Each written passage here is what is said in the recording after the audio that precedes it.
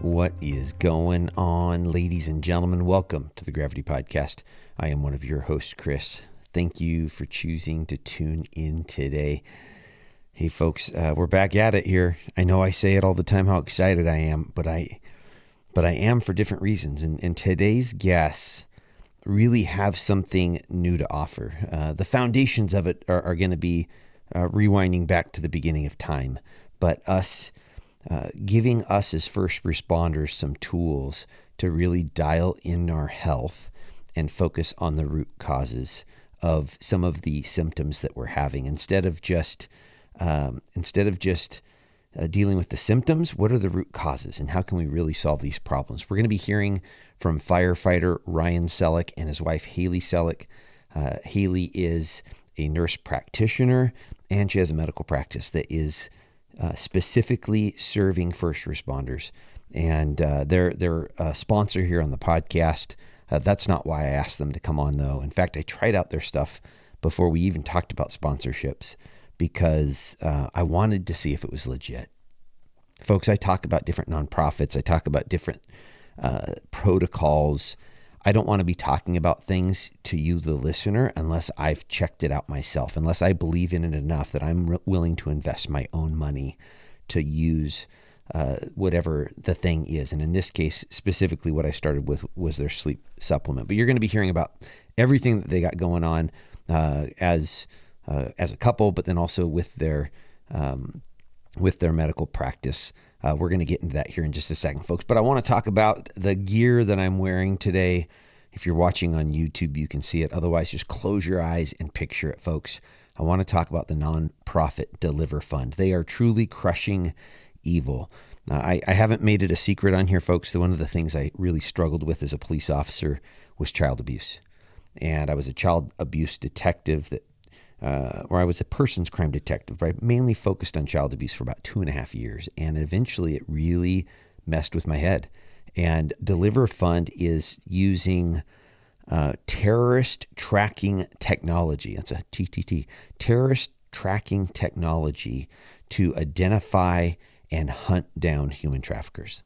And they're giving law enforcement officers for free all of that intel to where law enforcement professionals and prosecutors can go out and take enforcement action and then build a great criminal case against these people that are really preying on the most vulnerable in our lives, children. So, folks, if you haven't looked at them before, DeliverFund, please check them out, deliverfund.org. I'll have their link down in the show notes. With that, folks, let's get into this episode with the Scellicks. Haley and Ryan Scellick, welcome to the Gravity Podcast. Hey, Chris. Thank you for having us. We're excited to be here. Thank you. Do you notice that I just took my voice down a couple octaves? Like I just felt myself do it. And I'm like, what am I doing? Very DJ voice. If this whole podcasting thing doesn't work out, I might apply for a couple local radio stations. I don't know. Hey, I'm excited about y'all being here. Obviously, we don't know each other that well, but we have connected prior to this interview. And I just love talking, even with people from the fire service. You know what I'm saying? I mean, you know, those even us slowly hose draggers. I get it. I haven't told you guys this story, but it just came to mind. When my wife and I lived over on the west side of the state when I was working for Linwood, our church would deliver cookies to the local police and fire department. And my wife and I signed up for this thing and it was our week. And so we take some cookies to the local police department. And like I totally showed my badge so that they would know, hey, these are safe to eat. Like, you know, we're doing this to love on you guys.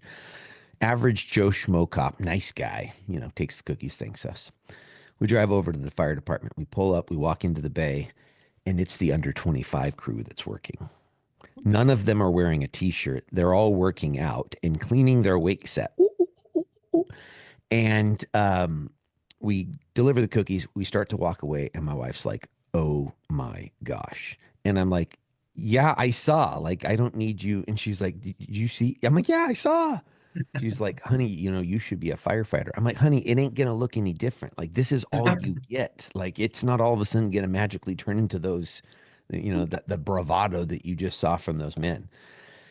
And she was like, no, what I mean is that you're good looking like them. Yeah, yeah, whatever, whatever. And so ever since then, this has been this joke between my wife and I is how she loves firefighters. So anytime she gets the opportunity to pose with a firefighter and send me a text of it, she does. And for the longest time, I was a little, disgruntled over it. And finally, I was just like, hey, if you can't beat them, join them. So anytime I find a female firefighter, you better believe I am getting a photo with her and sending it to my wife. That's awesome. Yeah, That's good times. awesome. Hey, enough about me and my wife. Haley and Ryan, for folks that haven't heard your voice before, don't know your names, can you tell us a little bit about yourselves? Well, I'm Haley Scellick and my husband Ryan, and we've been married for almost 16 years. And I am a nurse practitioner and have been a nurse practitioner since 2017 in the community. And we have two boys, and they are 9 and 13 years old. Oh, those are some fun ages. Yeah, some Yeah. Yes, energy going through them, I'm assuming. Yes, all the time. yes. All right. Yeah. Well, I've already pointed out your choice of professions, Ryan. So what do you do for a living? Yeah, so my name is Ryan Scellick, and I am a firefighter here in Tri-Cities, fire captain at City of Pasco. I've been in the fire service for about 25 years. Started as a kid, and I detoured for a little bit, spent a little time in the law enforcement world, and actually really love both sides of it. Have stayed connected with teaching tactical medicine and stuff like that on the law side. Uh, yeah, so. I love it. I love that contrast of experiences. There's a department in Washington State, maybe Stillicum, that used to have a public safety Yeah. department. And so, like, you got cross trained. And I recently interviewed someone who started with them, and he was like, Chris, I was so excited I was going to get to do both. And he goes, and then once I started, I realized I was going to be a cop 90% of the time Yeah. because that Yeah, was the that'd be tough to majority. do both at the same time. Yeah. That's a lot of things to be competent at. Yeah, but yeah, just exciting stuff. Just that crossover experience that you've had, I think, really brings a lot of value to folks within the first responder world because you can really speak of those different experiences in the law enforcement world and in the EMS fire world. Yeah, it's funny because we're so close and yet we have kind of different speak. And when I left the SWAT world, I started teaching ta rescue task force a lot of stuff. And a lot of it was just like being the communicator between law and fire and being like, oh, meat shield, that's not a, no, that's not a, don't worry, that's just a cop thing. It's so it's funny that we're so close, but yet kind of how we view the world is sometimes a little bit different. So, um, yeah, I have a ton of respect for the law community and the the service and the risk. Like you guys are doing a better job and have always just aggressive mindset and really like and I know it's not exclusive across the entire law enforcement community, but just, Yeah, like the lone entry active shooter, that's the greatest example of an individual who's saying like, this is my mission. I know there's a lot of risk in this, but this is what I signed up for. And yeah, we're trying to make a movement in the fire service to bring a little bit more of that mindset to us. So yeah, a lot of respect for that. yeah. Well, I know that it's reciprocal. I just know how many times I've been on scene, or even I wasn't on scene, but I'm listening to those that are, and I don't want to say the plea in our voice, but maybe the plea in our voice of how far out is fire, right? Because we're trying to save someone's life. And our skill set oftentimes is limited. Now we've gotten more tools through my career, automated external defibrillators, or at least here in the Pacific Northwest, are almost standard for law enforcement officers to be carrying. When it comes to some of the tactical medicine of tourniquets and chest seals, uh, a lot more law enforcement officers have been trained on that and carry them. So there's more we can do. But I've been there before where I'm like, how far out is fire? Because like my skill set is maxing out now, and otherwise I feel helpless. I feel helpless here on scene, not being able to help these people more. So Yeah. Yeah, it's been cool. It's the last thing to say because I could talk about this for the whole podcast, but yeah, it's been cool watching. When I first got involved with law enforcement, the medical side was very much like we don't do that, Yeah. and that has progressed so much in that when I was training it at our own city to tactical medicine to our officers. I knew we had done it right when I got on scene, and one of the officers, I had to say, like, we got it. Step up, like he was putting a chest seal on. He's like, I got a chest seal. We got a GSW, and I was like, this is cool because I'm pulling him off of the patient, going like, we're here now, we got it, and that Yeah. was a stark change. So that's been really cool to see in the last I don't know 18 years or so. Yeah, that's great for the community as well. Haley, what got you into medicine? Were you, I mean, as a nurse practitioner, was that your first practicing medical position, or did you do something before becoming a nurse practitioner? So I was an RN. I was a registered nurse for about 6 or 7 years, and I just always wanted more. I wanted to be more in charge of the patient. I wanted to be making more medical decisions for the patient. But I did some of the just standard medical, surgical, nursing, bedside, practice. I worked with orthopedic and neurosurgical patients. We had our kids, and I kind of dropped to part-time and per diem and just, really trying to reevaluate things, just knowing that I wanted to always go on. And so went back to school and got my master's in nursing, and then became a family nurse practitioner. And I worked in pediatrics right out of the gate, and just getting some patient contact, patient experience, and a new mindset, I guess, being in charge of the patient, and Yeah. making, diagnoses and all of that. So I did that for almost 4 years. And then knew that I was just missing that adult population. And so I moved into adult family practice. And so still working with younger, but six and above, basically, families, and in a just standard, initially a standard setting. I was traditionally prepared and trained. I went to Gonzaga University, and, a lot of our training was matching a diagnosis with a pill, right? And Yeah. that just never really resonated with me. And I just kept going, but there has to be more. And quite honestly, I mean, patients were not getting healthier. I mean, sure, Mm. there's a time and place for antibiotics and that, especially in that younger population and pediatrics. But man, I just really kept asking why and searching for more root cause analysis. So I've spent the last 4 years sort of working and training in that field of more personalized medicine, functional medicine, some, synergistic terms there. And it is kind of trying to get to that root cause and asking why. Why do you have this? Why do you have this symptom of, whatever it is, fatigue, or why are you not sleeping well? And so it has been just a journey for me, and it's been very rewarding, quite honestly, to be able to see and manage patients and see that people are getting healthier when we actually take a more root cause, comprehensive approach. Now, why don't, and I know I'm asking a big question here, and you can't answer for every like doctor, nurse practitioner, physician's assistant, but why isn't that our approach in American medicine? Why don't we approach patients and illness or symptoms in that way? Hey, friends, I wanted to take a quick break in the episode to tell you about a small change that I've made to get better quality sleep.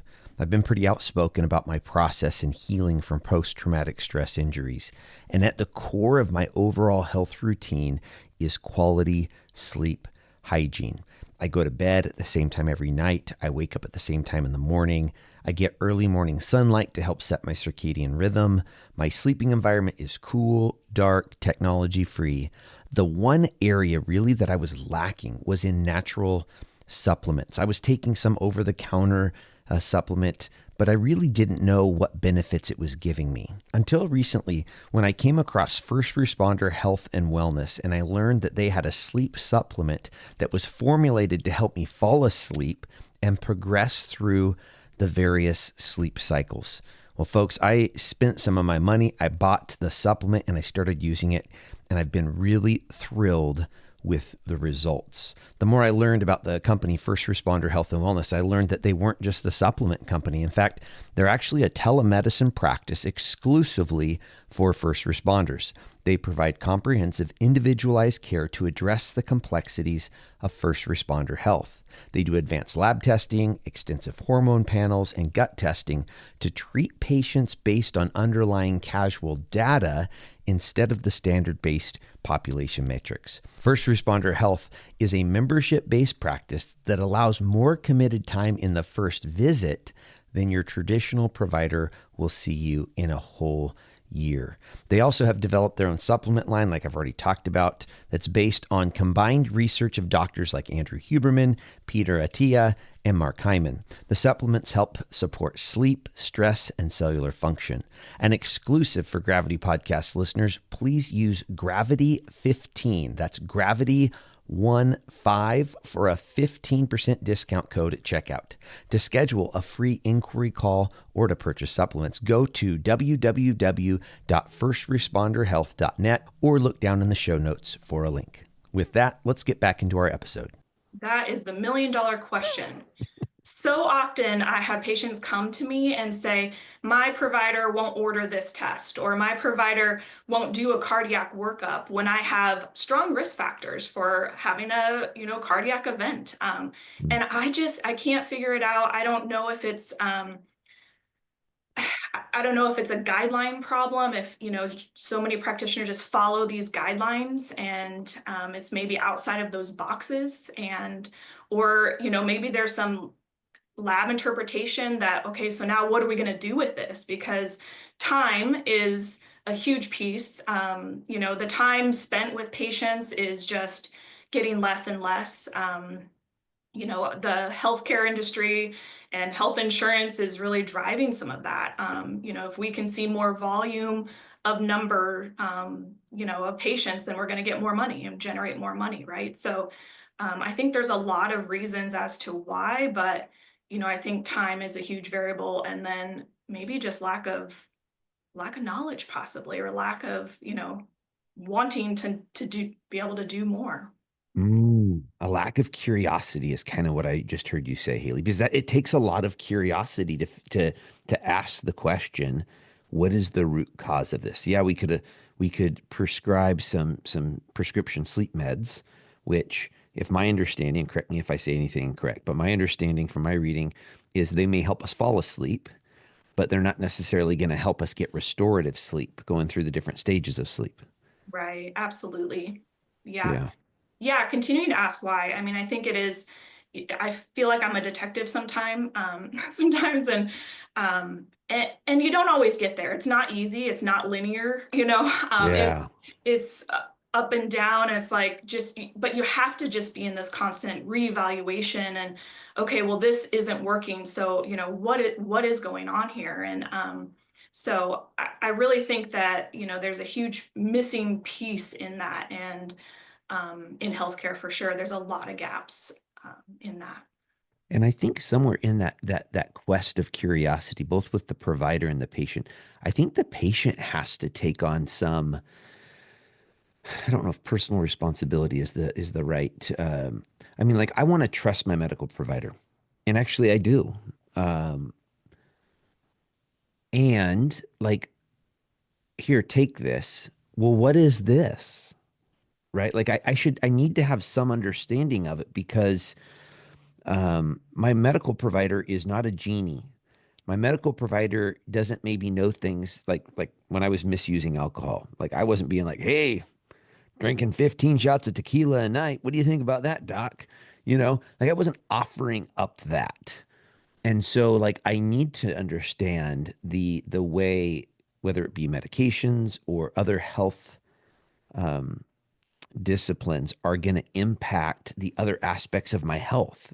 And I don't know that, like, growing up, I don't think that I was taught that. And I'm not criticizing my parents, but I just don't think I was taught to look, okay, doc, I get this is the recommendation you're making. Let's talk about the consequences of this. What's the trade-off? What am I giving up to do this one thing? And how is it going to affect other things I might be taking, whether it be other medications or just other aspects of my health. Yeah, it definitely seems like we're living in a time where, it used to be back in the day, like you just did whatever your doctor told you to do and you don't Yeah. ask questions.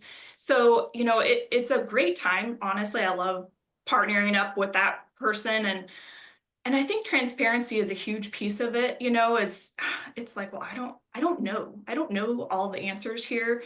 Um, and we live in a time that you can Dr. Google everything. I mean, we have just access to so much information, and questioning some of the things and questioning maybe even some providers and I'll tell you straight out, like, I don't know what's going on, or, I'm not always going to be the expert. If a person has a chronic disease, like Crohn's or ulcerative colitis or something. They are the expert in that. They're living that, all right, they probably see a GI specialist and maybe they're the expert in that. But, Yeah. coming in, it's like, I will be honest and say, like, you are the expert in this, I can try to help hone in and fix some things, and tweak a few things. But yeah, I mean, I think we're definitely living in a time where we do have a lot of access to be able to find out, well, why am I taking this or what is this? But I would agree that, a lot of practitioners maybe don't, again, take the time to explain all the things and and maybe it's just, it's that close follow-up. They're, hey, take this and then come see me, in Yeah. another 2 weeks or something like that. But Yeah, I said that you said something, Haley, there that I think is huge, and it's being willing to say I don't know. Because I think about my first medical provider post adolescence. So I had a pediatrician that I saw, I think, until I joined the military, if I remember right. Like, I don't think I stopped seeing him. I wasn't going to the doctor very much through my teen years. I was relatively healthy. And in the military, I mean, I never had the same doctor because they were deployed. And, so I just, whoever was in the office. And so my first medical provider, actually, my second was the first one I didn't trust very much for other reasons that he failed to tell me some critical things of that could benefit my health. But the first one that I really trusted, what was so remarkable about her is she did say, I don't know. I would be like, hey, what do you like? This is what's going on. What do you think? I don't know, Chris. I'm going to need to look into that a little bit for you. And then when she would come back to me, she would have, and I don't know what she reviewed, whether it was peer reviewed journals. I don't know where she got the data, but she was, one, willing to share it with me verbally. Two, sometimes she even printed it out for me. Hey, if you want to learn more about what I came up with, here you go. Here's some sources for you. And for my brain, or for my curiosity's sake, that was really good for me. And the the building of a trusting relationship with someone that's willing to say, I don't know, whether it's my doctor, whether it's a leader in my life, people that are willing to say, I don't know, but let me find out. yeah, so important. Yeah. Yeah, when you So, said curiosity, I think it's a big piece and it goes with inflexibility of medicine to change. And it's an exciting time because there's the information that's coming out.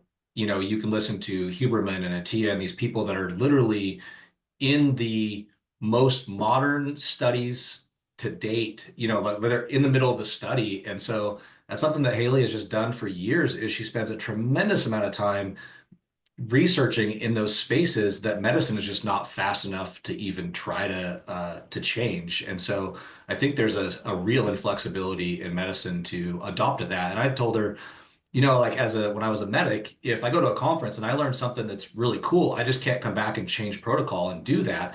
But as a provider, she can come back and implement that on day one. Now, in yeah, a traditional medical establishment, that's not exactly the case, but in her previous practice, she could, and now in her private practice, she absolutely can.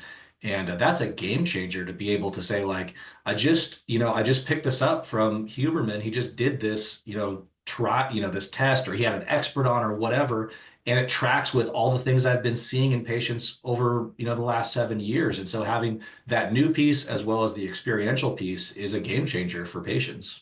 yeah. And what I love so much about what Huberman brings is, I mean, his whole thing is zero cost uh, scientific protocols, right? That you, the consumer, can implement in your life Yeah. that don't cost anything, that typically don't have a lot of consequences to it. There might be a trade-off. There's trade-offs in everything in life. If I'm going to get great sleep, My trade-off is I don't get to stay up as late, maybe, right? Um, but I love those resources that are out there for us. But again, you have to be curious to be listening to them, Haley, because life is busy, right? And so for us in our different professions, we have to continue to be curious to constantly learn. Otherwise, we get rigid. We get kind of left behind. I feel like with what's new.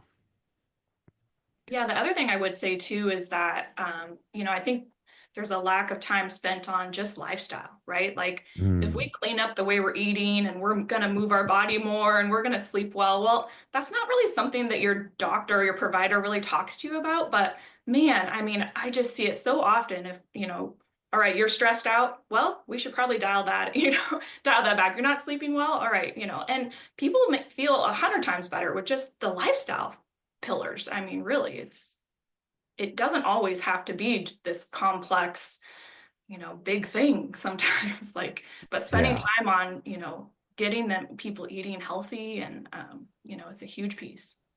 It's interesting because as I give public speaking engagements talking about my own story with post-traumatic stress injury, and when I get to the aha moment at the end of the presentation, like this is what I do.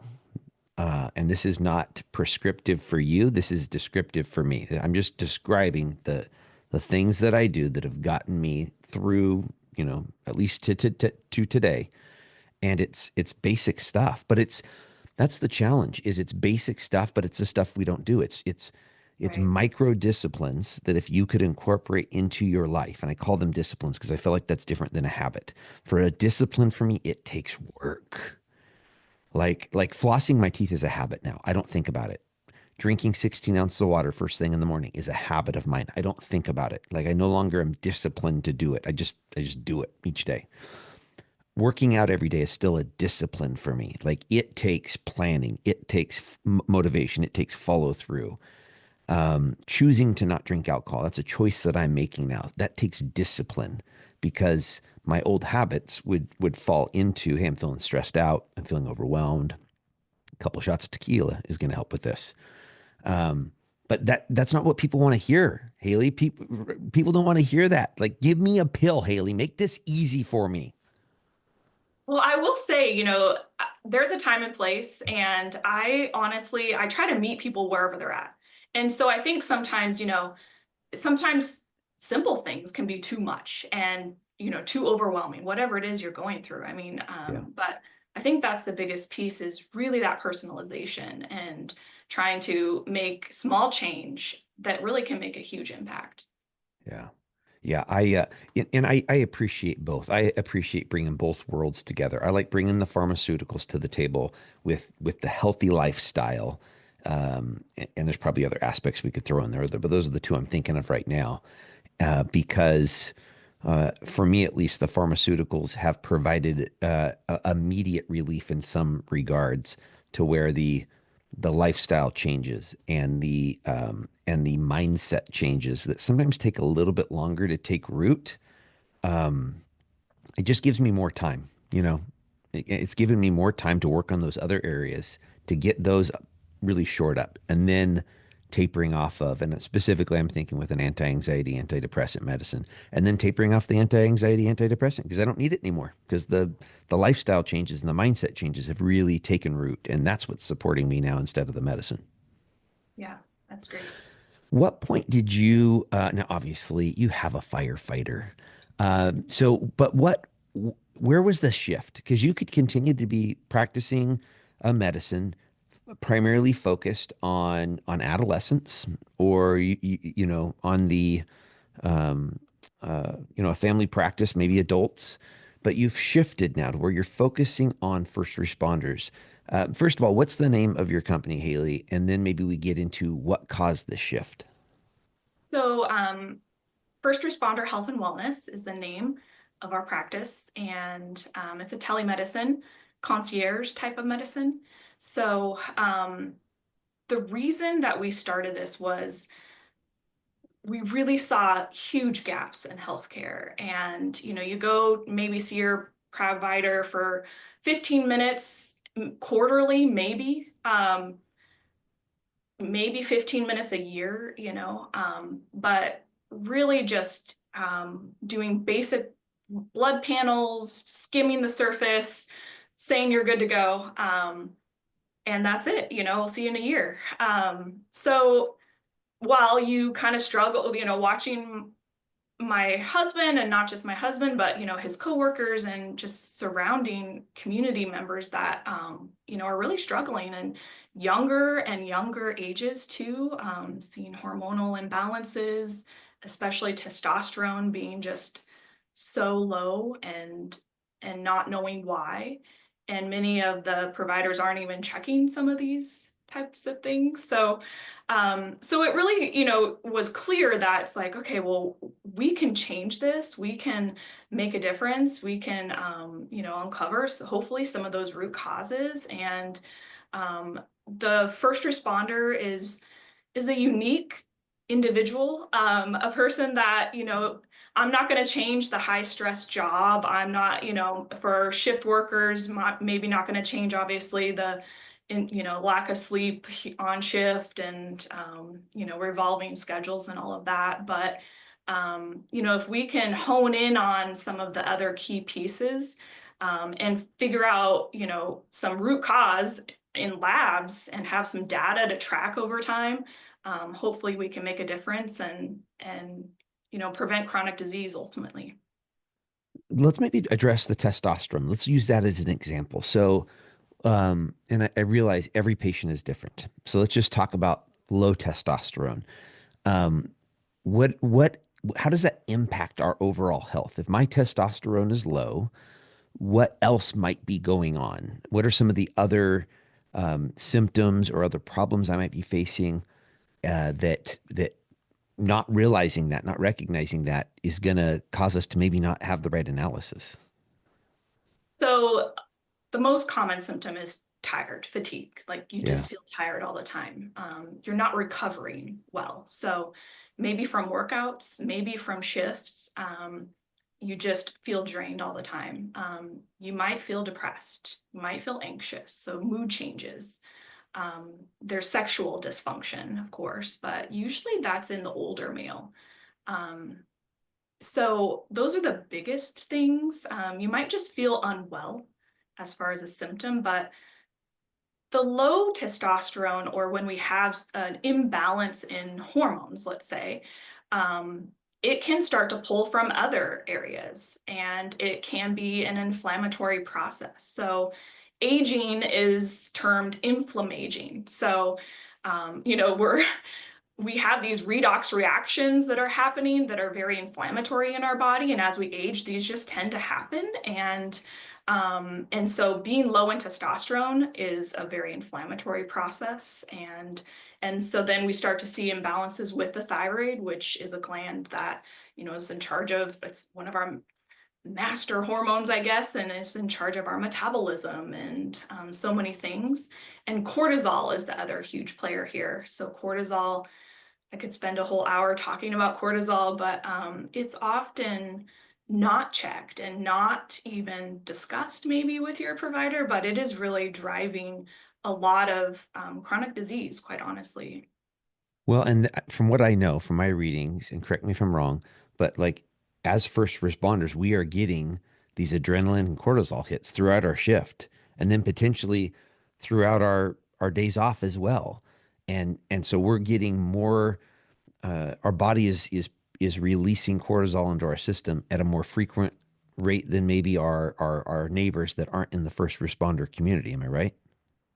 Absolutely, yeah. So cortisol can be measured in the saliva, and it's a test that I highly recommend for every person to have done, but it should be mapped over the whole course of a day. So it follows a pattern like so many of our hormones do, where it should rise upon awakening and then should be nice and low the rest of the day. So when you have these fluctuations and these dysregulations, or chronically, or let's say, call it chronic stress, I guess, if you will, it can lead to so many downstream problems. Glucose rises when cortisol rises. And so, your cells can become resistant to glucose.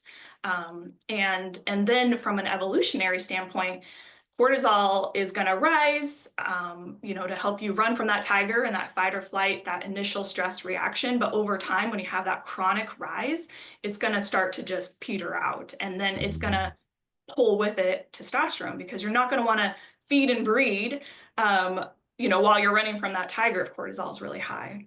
Yeah. So I'm sitting there thinking, again, I'm going to talk from my experience. I can't sleep. I'm feeling depressed. I'm feeling anxious. If my testosterone is low, now maybe me and my wife are having conflict, sexually speaking, just with our relationship. And like, what am I going to do about this? Well, I'm tired. I'm all the time. So I'm going to take melatonin. That's what I'm going to do. And then I'm going to drink a few shots of tequila. I drink a lot of tequila. And it was Costco tequila, folks. It wasn't even good tasting tequila. There is some nice, smooth tequilas out there, folks. But by gosh, Costco sold it on discount. So I bought their stuff, and I was acting like a 20-year-old co-ed and mixing, like Crystal Light into it and stuff like that. I digress very quickly. But I just sit there and think of the way I'm going to try to self-treat that. Maybe without even talking to my doctor, or maybe with talking with a medical professional. Maybe instead of melatonin, they're giving me some other type of sleep aid to address this. And I'm not getting, like you've used the word, I'm not getting to the root cause. I'm just trying to treat the symptom. And the consequence of the melatonin, the consequence of the alcohol, isn't actually going to even fix the symptom. The symptom isn't going to truly be resolved in reference to getting better sleep. So I feel more rested. And so I'm not feeling tired all the time and anxious and depressed. And so I'm just seeing this build, and I saw it build within me, I guess, more specific. And it worsens it. And that's, I think, what you just described, which is a big piece of us getting into this, is she had a train wreck starting with me and trying to solve my problems. And you and I have a very similar path in that, where I went down that same road of, getting off shift and drinking to deal with stress and to sleep. And that's actually worsening all those things. And then not dealing with the cortisol and the testosterone. And it actually just compounds on top of each other. And maybe you can talk about my cortisol initial testing that I did, train wreck. Yeah, so he collected the salivary cortisol test. And so it maps it like 4 to 5 times over the whole course of a day. So you're trying to capture that cortisol awakening response, we call it. Yeah. So it should rise, right, within 30 to 60 minutes. And his was just literally like a flat line. So he had no awakening response. And then it was just like so very low the whole day. And I mean, it just went and correlated exactly. And it always does. When I ask my patient, when I do this test, it correlates with the symptoms. Sometimes if I see a kind of a bump in the afternoon or whatever it is, it's like, well, do you feel a little better in the afternoon? And it always correlates. And he was no different in saying like, no, I just feel tired. You want to go back to bed when I wake up. I'm tired in the afternoon. I'm tired. And this was on a day he collected it where it was like a fresh day. So off of shift, he had been off for day 2 because he's in a 48-96 rotation. And so I want to try to capture like when you're the freshest, I guess, if you will, and to really see. And so putting a number or kind of this data, to not only symptoms, but to be able to kind of use it as a baseline and track. And since then, he's had a repeat about 6 to 9 months later. And again, we can quantify it and see that there's an improvement. So there's a time and place, right? Go ahead. No, go ahead. There's a time and place. There's a time and place for testosterone and prescribing testosterone, and especially in the older male. But again, it sometimes can still be a Band-Aid. Like, well, we don't really know why you have this, so here's some testosterone. Yeah.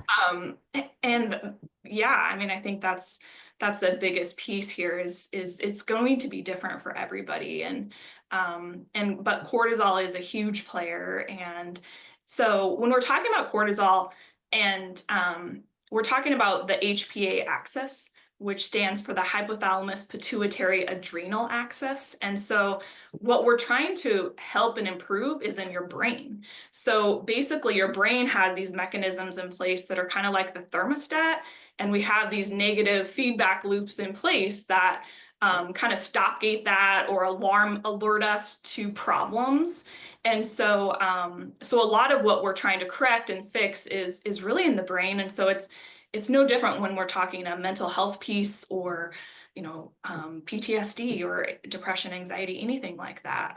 We're working on that in the brain, but it's so much more than that, I guess, too. Yeah. Wow. It's so fascinating. And having some type of quantifiable data to show me that, hey, what I'm doing is working is important for me. You know what I'm saying? Like Yeah. it's easy for me to start something, but for me to continue it, especially if it's in the area of a discipline, something that's taking work and mental energy for me to complete this thing, I need to see matrix. I need to see something for me to keep doing it. Otherwise, I give it up. And in some ways, I think that's good. Meaning, if what I'm doing actually isn't having any type of positive change, well, then I should stop doing it if I don't like it. So having some kind of marker to show, hey, look at your improvement over 6 weeks, 6 months, whatever the time period is, I think is so significant. I don't know, Ryan, are you programmed similarly? Are you Absolutely. Yeah. And it's a big, when we started this, the first question we had was, because I was kind of in the middle and it's been tough because Haley's managing me through my own provider and not managing me directly. So that's been a challenge too, because I'm in the traditional medicine system where I get to see my provider for 15 minutes every 6 months. So this has been a multi-year process through my provider. But one of the questions we had was, can we counteract the first responder life? Can we fix a 30-year-old who doesn't have testosterone? And the answer is yes. There is a ton of things that can be fixed, which is so great because we went into this saying, I mean, it's really her, but can we fix first responders? Because we can't change their sleep, we can't change their stress. But so far the answer is yes. And that's awesome because when we really looked at it across the country is like, we don't know that anybody's even evaluating can we fix first responders, and nobody's asking the questions is why does a 30-year-old have a testosterone of 300? And maybe you can also speak to what is a normal testosterone, because that's an important part when you say normal testosterone. But why are we seeing cardiac events in 35-year-old first responders or 40-year-old first responders? And I don't think anybody's really been asking those questions on a large scale in the medical community. So exciting to say so far, the answer is yes. And that's really cool. now tell me more about fix because words are important. So Haley, when Ryan says we can fix the first responder, like as a medical provider, what is that measurement of fix? Well, again, I think it's individualized. So it's Yeah, going to be based a lot on systems. And so systems and symptoms too, right? So, if the person is struggling with fatigue, then maybe that's their fix. If they're okay, struggling with insomnia, mental health concern. So I think it's different. I don't know if that's answering your question entirely, but completely.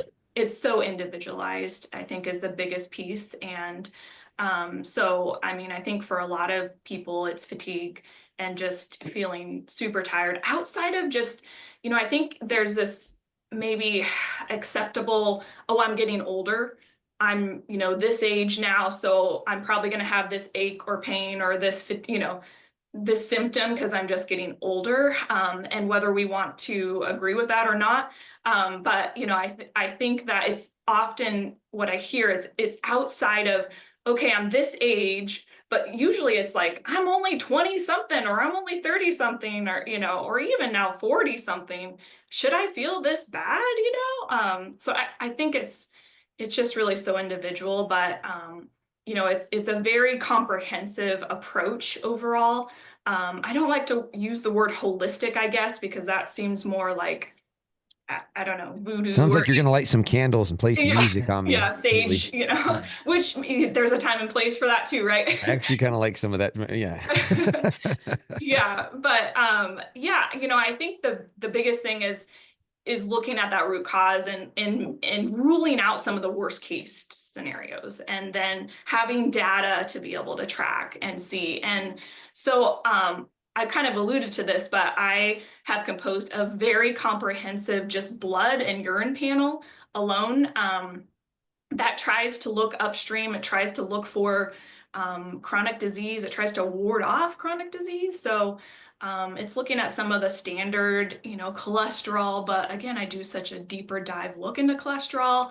And then it's looking at inflammatory markers, micronutrient deficiencies. So I was reading a study that 45% of people with depression have low vitamin D, right? And so, test, don't guess, I think is the biggest cliche term, but it is so important. If we could just correct your vitamin D and take some vitamin D and, I don't know that that would correct all the things, right, with depression. It's so much more complicated than that, but Yeah, but it's a piece definitely an of it though. organic. Yeah, it's a Yeah. piece of it. And if we can identify the contributing pieces to it, um, then and we've addressed a few of them now. Maybe my testosterone is low. Maybe I have some nutrient deficiencies. Uh, maybe my sleep is garbage because I have zero sleep hygiene whatsoever. I lay down in my bed and I go to sleep because that's what mom dad did and that's what his dad did. And, right? I mean, literally, like no one taught me how to have sleep hygiene until I was confronted with anxiety and depression and suicidal ideation. And thankfully, I had a therapist that talked with me about that. Hey, let's build a good sleep hygiene. I'm like, a what? You want me to wash my hands? No, no, no, no, no. Sleep hygiene. It's going to contribute towards you getting great sleep. But again, that took work. Yeah, it took someone that was competent on it, that walked me through it, that helped me build it. And then it took I had to have the effort to start with some disciplines that eventually turned into habits of what I was going to do to get better sleep, or at least to get the best sleep I can get. A little bit ago, you threw up some air quotes for folks that are just listening to the audio version. You didn't see it, but if you watch it on YouTube, you'll see Haley do it. And I think you were talking about a restored day, the second day off. And I love that you did that because that's the reality is that probably is the firefighter or even the police officer's best restored day. But how restored are they really comparatively to someone that's had, 2 weeks of solid sleep? Yeah, absolutely. Yeah. Yeah, and you asked a great question because fix isn't the answer, or it's not the right word. It's really counteract the job is the right word. It's counteract. Can I get a first responder to just have the same complications of a normal person who works a 9 to 5? And that's a good starting point because we're like, if we can just bridge that gap, that's huge. And I say it in jest, but it's legitimate. And we know from Grossman's work and looking at, we're in condition yellow all the time. And all those pieces fit together. You talked about sleep. And so, we have to deal with the cortisol, and then vitamin D is a part of that process, and zinc, and then the testosterone. So it's like, it's all got to be addressed. And I've found that out slowly, and, luckily to have a wife who's made this her passion, because otherwise we never would have got here, and I wouldn't be anywhere as healthy and feel as great as I do now. But part of the starting process was just I kept hearing it at work and I get the opportunity to travel and be around first responders from all over the country, and I hear it no matter where I go. And I just spent 2 weeks with all law enforcement, and I heard it all from them and their testosterone numbers and their anxiety. And so it's like everywhere I go, no matter what kind of first responder you are, I'm hearing the same things, and I'm hearing it younger and younger. And Yeah. it's a problem. It's a huge problem. So Haley, someone schedules an appointment with you. You've talked about you have more time with patient, more time on the first visit than most people are going to have with their medical provider in an entire 12-month period. More comprehensive blood panels, and more than just blood panels, I'm hearing you say, but you talked about saliva for measuring cortisol, but doing a more comprehensive workup to figure out, based on the things we can measure, what's going on inside of us. What do you do with that data then, Haley, as the medical provider, when you get those results? I know it's going to be different based on what the results say, but like, what are some of the things that you can then do to help the first responder make some better choices, or add some things or subtract some things from their life to be healthier? Yeah, so coming back to Ryan mentioned sort of what's normal versus what's optimally, sort of alluded to that. Yeah. So I take, in the data, I look at, I don't want just normal, because normal is just compared against the rest of the population, which we know is maybe not the healthiest. And so I really, Yeah. first and foremost, want to optimize everything. And so I go through every single thing. Usually your provider will say, oh, everything looks good. Well, because everything's in the normal range. But what does that mean? And so, for example, testosterone, let's say, the guidelines say 300 and above is normal. Well, is it? And maybe they check maybe a free testosterone, which we could again spend another hour or so just talking about testosterone alone. But it's really about the free testosterone, because that's the active type of testosterone. And so how much of it is bound up, how much of it is free, and then there's a total number. And so a lot of people fall into this like 320 or 330, but we know that maybe optimal is like, well, it's going to be individual for everybody, but it's like 700 or, Oh, wow. 600 to 700. And so you fall in this middle category where your insurance maybe is not going to cover, but anyway, so there's a lot of that goes on. And so I again take vitamin D. It's 30 to 100, but 30 is deficient in my book, right? We want 60 to 80. And so so many of those that really play a role. So individualization is first and foremost. And then I take all of the data, try to optimize, like Ryan alluded to, like it is all of these micronutrients and cofactors, I call these. These are what are generating our, back to biology 101, our Krebs cycle to generate ATP and energy. And so we need these substrates at high levels to really feed forward that cycle. And so that's a huge piece when we're talking of balancing a person or balancing hormones. And then I create individual recommendations based upon all of the data. And so the lifestyle pieces are a huge piece of it. And patients sometimes set goals. So, hey, I want to improve upon this, or I want to, feel well, whatever it is. It could be an overgeneralized thing, or it could be like, no, I want to get my testosterone at this level or whatever. Right. So it's so individual, I guess, but that's really the greatest part about this practice, is to be able to do that and spend so much more time doing it, because it ultimately takes time. Yeah. And then you guys have taken it a step further by also offering supplements. And that's what grabbed my attention first when I first spoke with Ryan was sleep. Sleep is the foundation of my health right now. It is the number one thing I prioritize. And I can't say I did that throughout my career. And the one part missing from my sleep hygiene was some type of a natural supplement. And so I purchased some of your guys's, and I've been using it now, I think, for a month. And I can't remember trying to go to sleep. Now, again, I don't think it's a magic pill or a magic powder in this case, because I have the other sleep hygiene things. I'm not glued to my phone, and then, a minute before I want to fall asleep, I turn that thing off in a super hot room that has tons of light coming in. I don't do that because that goes against what we know about, from sleep science. But I really have enjoyed the sleep first aid supplement that you guys came up with. Where did you come up with that idea, Haley? That, hey, maybe we come up with our own supplement so that we can support people's health even better. Yeah, we developed a supplement line with the HPA axis in mind. So it's helping to balance stress and lifestyle. It helps improve cognition, mood, focus.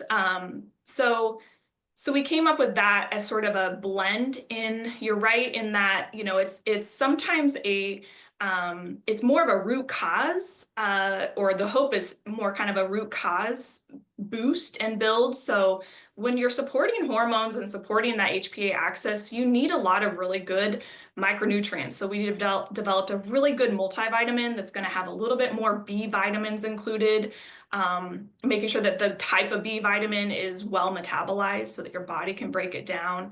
And then higher amounts of vitamin D also, paired with some stress management supplements, which are things called adaptogens that help kind of just go to where they need to help support so many different categories in the body, whether it's inflammation or from a more symptom management, it's more stress and that sort of thing too. So And then the third is that sleep first aid. And so it has magnesium in a form that's more calming. The glycine in that type of magnesium is really helpful. And then a few other key components that help just sort of calm and support sleep.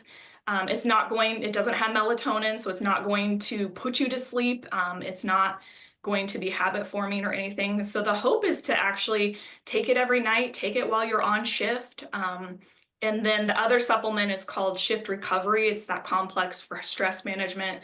And we termed it selectively in that, you're recovering from that shift and the stress of that. And then multivitamin 911 is the other one to kind of just help feed that whole cycle and balance. I love it. Um, what what has been your experience, Ryan? I know you said that you've used this, that some of your brothers and sisters in the fire service have been using it. What have you been hearing? Again, I can speak from my own experience that I've had a really positive response to it, adding to my sleep hygiene. Yeah, so it's all relatively new. So sleep first aid has been out for a couple months. So the feedback we're getting is, especially from people, I've really tried to follow up with people who are, you know, more and more people, especially as the PTSD and understanding how all that works with sleep, and more people are aware of that. People are like, they track their sleep like crazy. And so I've really honed in on following up with those people. And so the reports we're getting back is quantitatively like their sleep scores are improving on it. And so that's Yeah. been cool. The other piece that we're hearing a lot is that people are feeling less stressed and anxious in the days following. So, and that's not taking it after one day, but taking it consecutively because of all the things that are in it is that calm and addressing the cortisol piece. So the feedback has been really good. The other two supplements are just arriving next week. And so, part of you asked kind of how we got to it. Part of it was as she's been addressing all my things for the last couple of years is I was taking all these different supplements to kind of hit each piece. And it was like, gosh, what if we just really focused in and created supplements that were kind of did all that in one pill. And so like, we were like vitamin D, I have to take a multivitamin and then a separate vitamin D because none of the multis have enough vitamin D in them. And so, we just found a distributor and said like, can we do this? And they said, yes, this is how you're going to have to do it. So like our multivitamin is 2 pills, but that's because it has more vitamin D than any other vitamin that we found on the market. And so, we looked at like the shift recovery complex and just really looked at the most cutting edge research on the adaptogens and what was out there. And then was like, we can make something that is, we think, the best product with the best resource stuff. And so for me, again, it's tracking that cortisol. Like I've had a really good recovery in my cortisol, and my overall feeling is just substantially changed. But it also goes into that life piece. I have great sleep hygiene too. And so, like you said, we put, Haley's like, I don't think we need to put it on there. But I said, we need to put it on there. On the sleep aid, if you didn't notice, it says, will not counteract PM caffeine use. And I was like, I you saw have to that. put that on there because the first responder, and I'm the worst, was the worst, is like, I can have a Red Bull at 8 p.m. and fall asleep. Yes, you can, but your sleep will be destroyed. And I was like, so you have like that's our mindset, right? Is like I can have a Red Bull and I'll be fine. So that's a huge piece is the sleep hygiene with the supplementation and the lifestyle piece with all of it. But that's kind of how we got to it. And for me, it's been a game changer. I mean, I feel 15 years younger again, and yeah. I was just talking with a retired police officer yesterday, and she told me she feels younger than she's ever felt. And I would say I think she's in her mid to late 40s. I'm not 100% certain. Um, but, uh, and you don't have to be retired in order to feel like the youngest you felt in decades, right? It's again, it gets back to, and this is one of my rubs. And so sorry, first responders, because I might piss you off here in a second. This is one of my rubs against us, against me while I was on the job. There's this aspect sometimes where we're like, well, what's free? What's free? And is my agency going to pay for this? And it's like, Hey, I Yeah. love it when agencies come on board and they sponsor programs. That's awesome. Great job, chiefs, sheriffs, directors. When you have the flexibility to do that, yes, do it. And there's something about having skin in the game. There's something about prioritizing my health and about intentionally doing things that are going to improve my health, improve the way I feel, improve the way I act towards my family so that I have better relationships, right? And when I have skin in the game, when I'm investing in that, like I would invest in the stock market and I'm having these great returns, like isn't that worth it? And I think I'm hoping that we're getting to the spot of both individual agency and then organization responsibility. It's both. It's not one or the other. It's Yeah. both.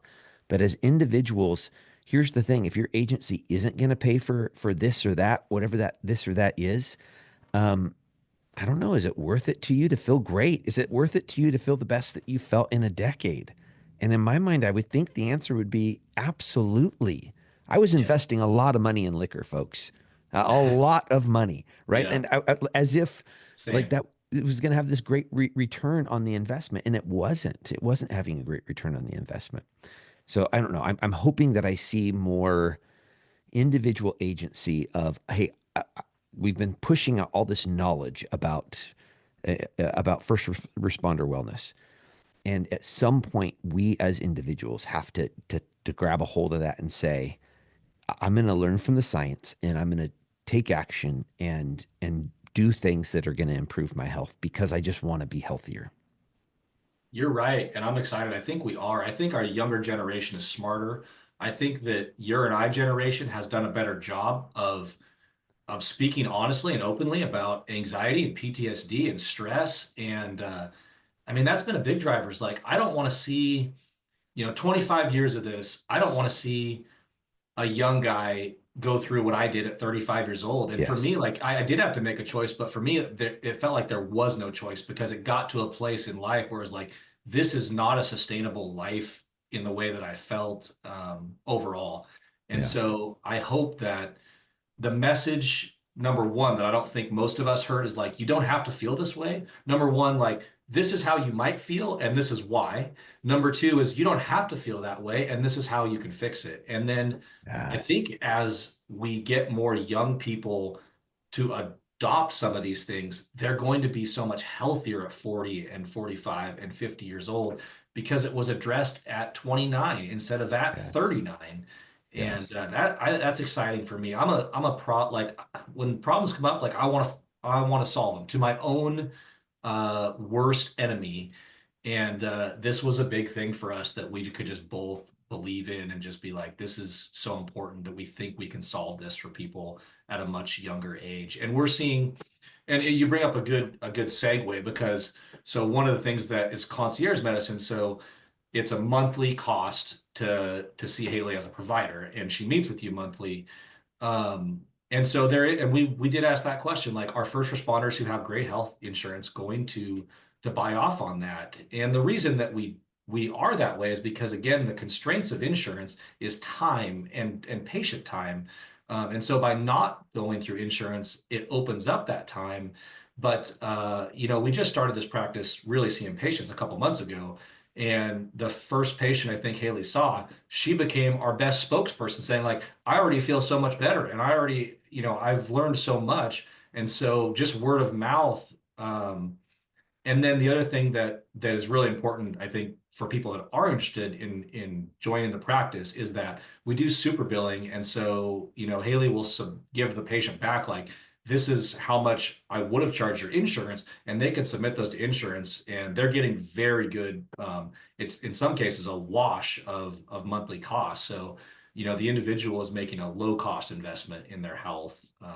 So yeah. So I did not realize this. So explain that again, Ryan. So individuals, you guys aren't going to build the insurance company, but you'll provide a super bill, which I'm familiar with that term because I've had to provide that either for flex spending accounts or for to substantiate something that wasn't billed.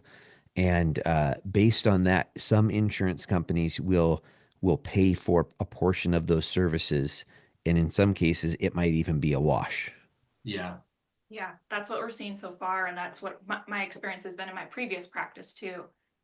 Yeah, Wow. And percentage of it again, will be reimbursed. Yeah, and then you yeah. can also use a health savings or financial savings account too. Oh, I love that. I love that. And you're seeing patients get to see you monthly, Haley. That's right. Yep, And once it's a month. telemedicine. And I love that. I love telemedicine. It makes it so convenient. Like literally, as long as employers are cool with this, you potentially could they could see you on shift. Like they could literally pull out their phone Yeah. and carve out the time to however how long are the appointments on these monthly appointments typically? So the right out of the gate, there's 2 visits. The first visit's an hour, the second one is an hour. And then in subsequent rechecks, I call those, or monthly check-ins after that, they're about 30 minutes. Okay. Wow. Yeah, the flexibility. I could be on the road traveling around doing what I do speaking engagement wise, and I can still maintain my appointments because of the ease of pulling it up. What do you do? I know I asked you this again, and I realize we're getting long on time here, but what do you do in reference to the testing? Like, how do patients, now again, you're licensed Washington, Idaho, Oregon, Oregon? yeah, Oregon and Idaho, Washington, Oregon, and Idaho. So a patient in Oregon or Idaho, they want to see you. How are they going to get these labs? Do they have to travel here to the Tri-Cities or like how does that work? So the lab itself will bill the health insurance. So I code for the visits and that, which is part of the super bill, and then also for the lab. And so the insurance, the health insurance will be billed for the labs. And so far they're covered very well as far as the full comprehensive lab. The saliva test is separate. Yeah. There is a cost out of that, although I've had some patients say that insurance is reimbursing that as well. So it just is also individual on the person's insurance. And then I have partnered with labs all around Oregon and Idaho and then in Washington as well. So the person just goes to the local lab and gets the labs drawn. I just electronically send the orders. I love it. I love it. If folks want to learn more about specifically about the practice, what's the best way for them to learn more or to schedule an appointment? So we have a website. It's firstresponderhealth.net. And we also are on Facebook as First Responder Health and Wellness. I And love it. And for anybody who's interested, you get a free inquiry call. So you can go on our webpage and sign up for a free inquiry call, and Haley will call you, and you can ask all the questions, and it'll give you a good idea if it's if the fit is right. If you can ask questions about, I'm having this thing, what would you do for me? And usually, almost exclusively when people do, and they bring because they call for a reason, like I don't feel well or this is what's going on. Once they talk to Haley and she's like, she's our greatest salesperson just in the knowledge and what I'm going to do, they're like, yeah, sign me up. Because if they're calling because they, are fatigued, tired, don't sleep, are weight gaining, whatever it is, it's like, yeah, these are all the things we're going to do for that. Usually they're like, okay, sign me up. So, Yeah. but that's free. So free inquiry call. I love that. I love that. So that's what I'm hearing is those are the best two ways for people to follow what you guys are doing, probably the Facebook, but then also to either sign up for an appointment or to sign up for an inquiry call is the website and the Facebook link. Yes. I love it. Well, for the listeners, I'm going to make that super easy. Those are going to be down in the show notes. I'm totally breaking out of protocol here, Haley and Ryan. Do you guys have anything more that you guys want to add? I don't usually ask guests this, but is there anything that we haven't covered that you think is important for the listeners to know? Oh, I think we covered almost I, everything. Yeah. the only thing is, I'm well connected in the fire world, and I really hope to bring in. Currently, we're not treating in police officers, and again, we just started this practice, but Yeah, I really hope that we see an increase in that population because I know they're going through the same stuff. So, yeah. uh, yeah, that's my hope is this reaches the law enforcement side, and I don't know. We'll see who's more stubborn about their health, firefighters or cops, but it might be a Well, here's tie. this is what I can say about that. I'm a third generation cop. Since me going through my battle with PTSD, I've had some really great conversations with my dad, and his generation was impacted by this as well. They just didn't have a language for it. Uh, They, maybe the DSM, I don't know what year it would have been, 3 or 4. Maybe it did have the diagnoses in there. But I'm telling you, as first responders, they did not have language for it. You were just a jerk, right? Like at the end of your career, some people were just old, crusty, and they were salty and they were jerks. And in reality, yeah, they were being a jerk, but there was a reason behind it.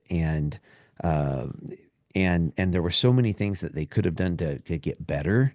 And I go to conferences. I was at the Oregon Chiefs conference last week. I was at the Washington State Traffic Safety Commission the week before. And as I give my story and really push people to get more curious about their own story, I look at the room and I look at the faces, and people are taking this in. They are impacted by this across the board.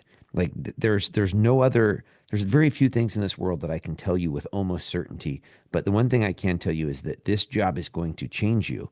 And that doesn't have to be bad, meaning there's consequences. And you could look at those consequences as bad, but it's a trade-off. So if we know it's going to change us, if we know it's going to impact our health, having a strategy for dealing with it, having a strategy to figure out what those root causes are so critically important.